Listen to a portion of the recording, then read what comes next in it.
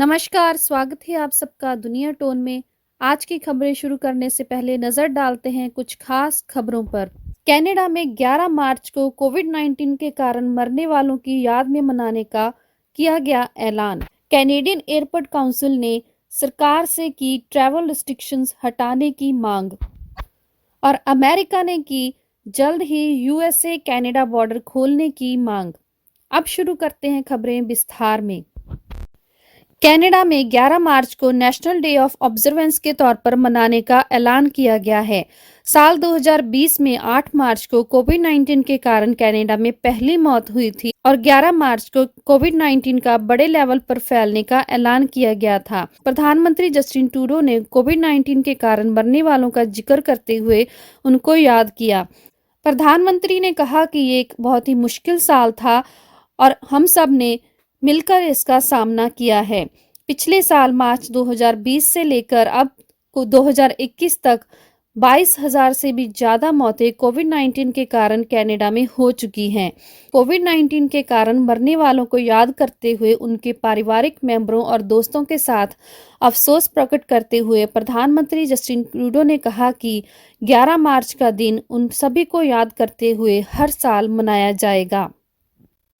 Canada के airport council ने कोविड-19 महामारी के प्रभाव से बचने के लिए देश के एविएशन सेक्टर के लिए सरकार का समर्थन बढ़ाने की मांग की है। काउंसिल की तरफ से फेडरल और सूबाई सरकारों को कहा गया है कि एयरपोर्ट्स के साथ काम किया जाए ताकि टूरिज्म और ट्रेड से संबंधित सेक्टर्स को मदद मिल सके। साथ ही काउंसिल की तरफ से एक प्लान की भी मांग की गई है। कनाडा में इंटरनेशनल यात्रा से संबंधित हदायतों में ढील कब दी जाएगी और ये रिस्ट्रिक्शंस कब तक हटाई जाएंगी, क्योंकि इन रिस्ट्रिक्शंस का असर डोमेस्टिक लेवल पर हो रही यात्रा के ऊपर भी देखने को मिल रहा है। बता दें कि जब से कनाडा सरकार की तरफ से होटल क्वारंटीन और एयरपोर्ट पर कोविड-19 टेस्ट जैसी रिस्ट्रिक्शंस लगाई गई हैं, तब से एयरलाइंस और एयरपोर्ट्स पर काफी बुरा प्रभाव पड़ा है। एयरपोर्ट काउंसिल की तरफ से बताया गया है कि 2020 से 21 तक कनाडा के एयरपोर्ट्स को $5.5 बिलियन तक का घाटा हुआ है। काउंसिल ने कहा है कि किराए को माफ करने से संबंधित साल 2020 में जो कनाडा सरकार की तरफ से ऐलान किया गया था, उसमें $330 मिलियन तक की मदद एयरपोर्ट सेक्टर को देने का ऐलान किया गया था। लेकिन कैनेडियन एयरपोर्ट काउंसिल की तरफ से जारी किए गए आंकड़ों में $137 मिलियन तक की मदद मिलने के बारे में ही बताया गया है, जिसमें से 90% तक की मदद 4 बड़े एयरपोर्ट्स को मिली है।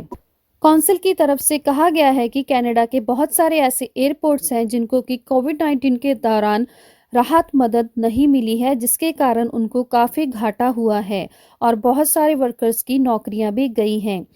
काउंसिल की तरफ से मांग की गई है कि कनाडा सरकार की तरफ से इस पर काम किया जाए कि सुरक्षित तरीके से एयर ट्रैवल को दोबारा कैसे शुरू किया जा सकता है। यूएसए कांग्रेसमैन की तरफ से अमेरिका के राष्ट्रपति जो बाइडेन से मांग की जा रही है कि कैनेडियन बॉर्डर को जल्द ही खोला जाए। उन्होंने मांग की है कि 4 जुलाई तक बॉर्डर्स को दोबारा खोल दिया जाए। अब जब वैक्सीनेशन शुरू हो चुकी है तो कनाडा और अमेरिका दोनों देशों में ही आम लोगों को वैक्सीन लगनी शुरू हो चुकी है। कुछ अमेरिकन पॉलिटिशियंस की तरफ से मांग की जा रही है कि जून-जुलाई महीने तक बॉर्डर्स को खोल दिया जाए।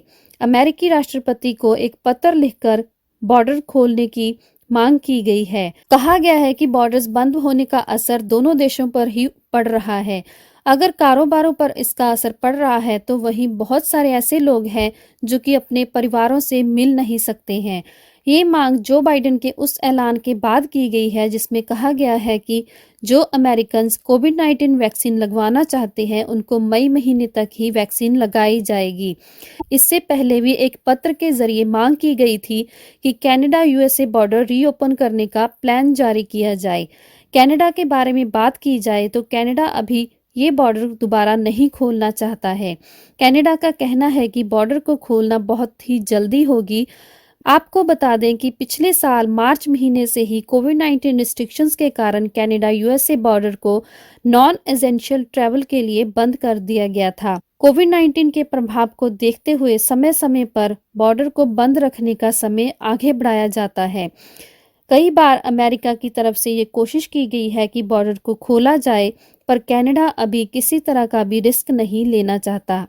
फिलहाल इन बॉर्डर्स को 21 मार्च तक बंद रखने का ऐलान किया गया है।